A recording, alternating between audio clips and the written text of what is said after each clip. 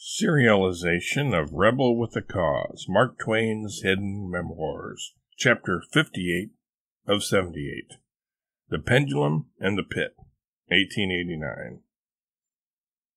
Connecticut Yankee was, perhaps as much so as Huck Finn, a protest novel.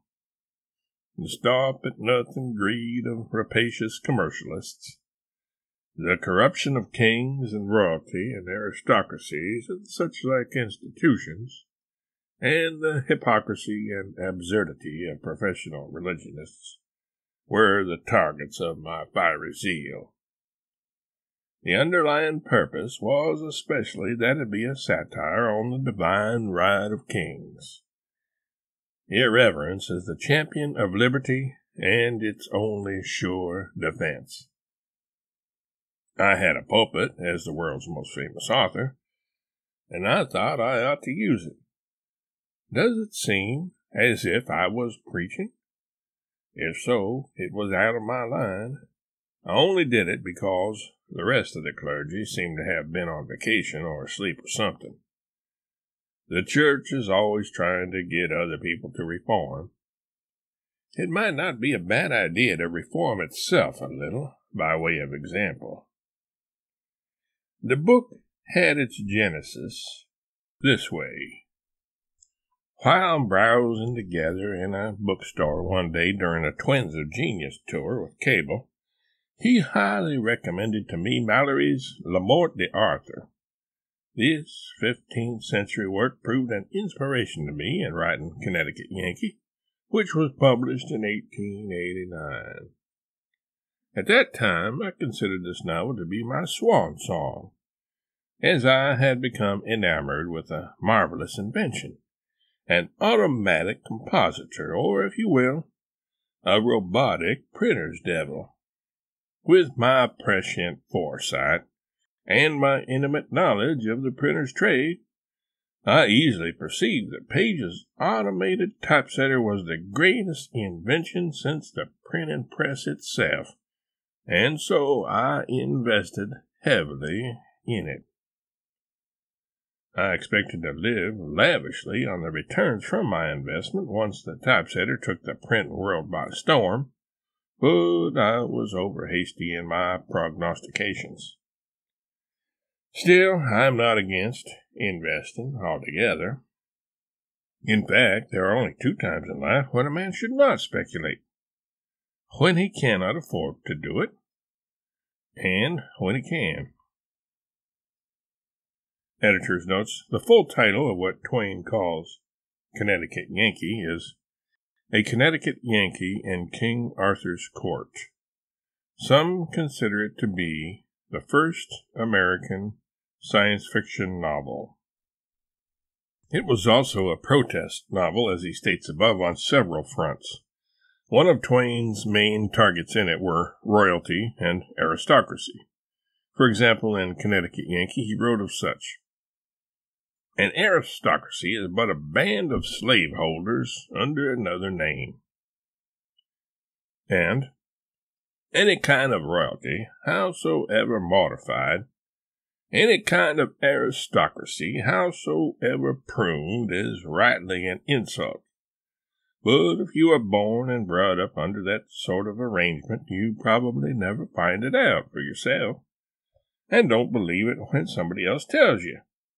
It is enough to make a body ashamed of his race to think of the sort of froth that has always occupied its thrones without shadow of right or reason, and the seventh-rate people that have always figured as its aristocracies, a company of monarchs and nobles who, as a rule, would have achieved only poverty and obscurity if left, like their betters, to their own exertions.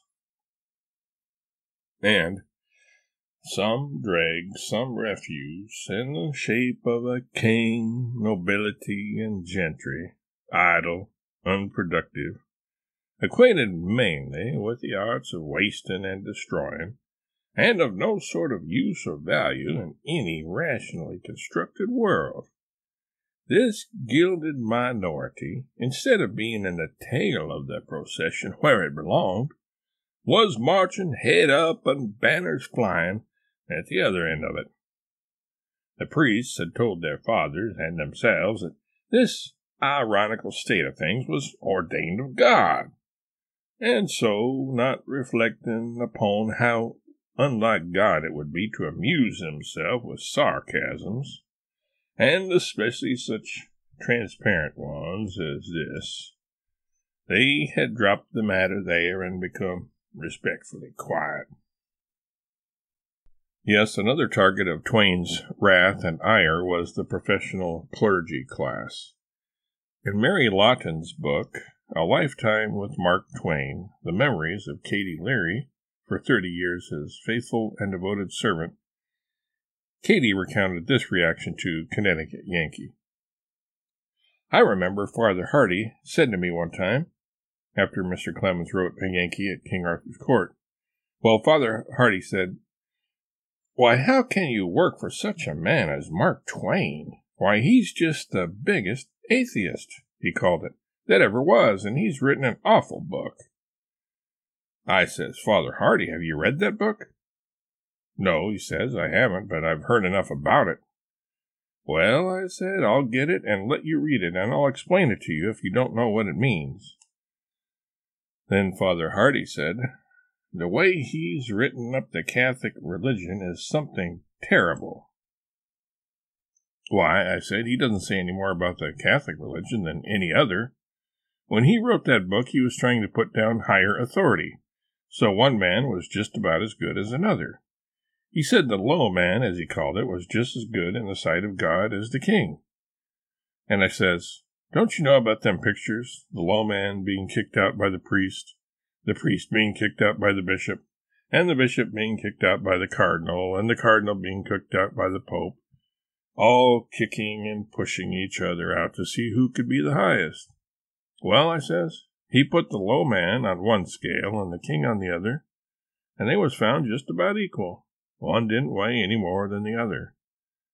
So Mr. Clemens, he wanted to make the world see it that way, that one would be as good as the other if their hearts was all right.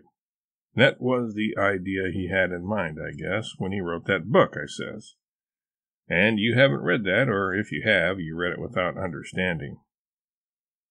That last sentence of Katie's could be applied to much of Twain's work, perhaps most especially to Huck Finn.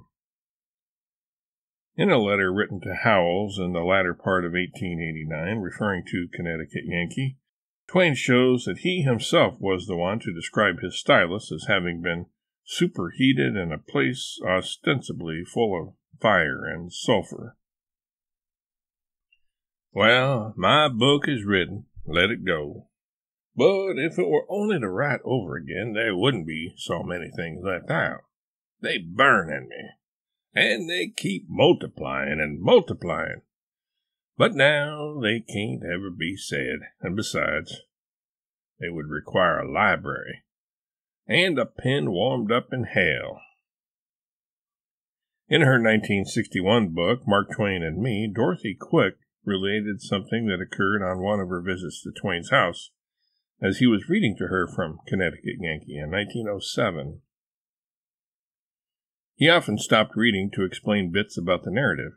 He told me that the whole idea had come to him in a dream, in which he himself was back in King Arthur's court, yet kept a complete remembrance of his 19th century character. The dream had amused him so much that he had carried it ever farther into a book.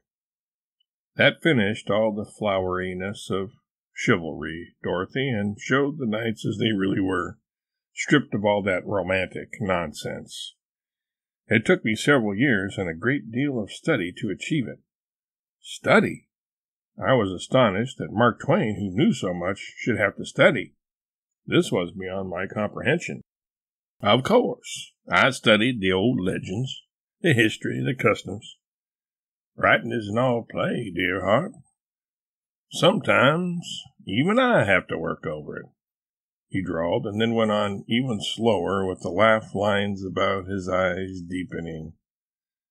"You see, you can't expect to achieve anything without work, and the more you put into it, the better it will be.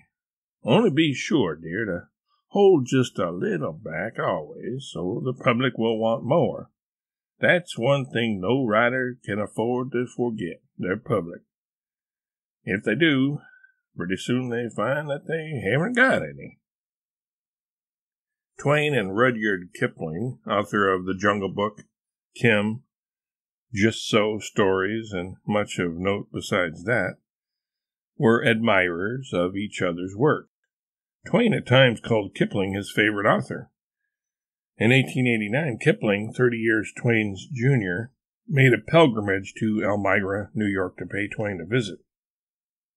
Kipling wrote of this encounter, "Once indeed he put his hand on my shoulder. It was an investiture of the Star of India, blue silk, trumpets, and diamond-studded jewel, all complete.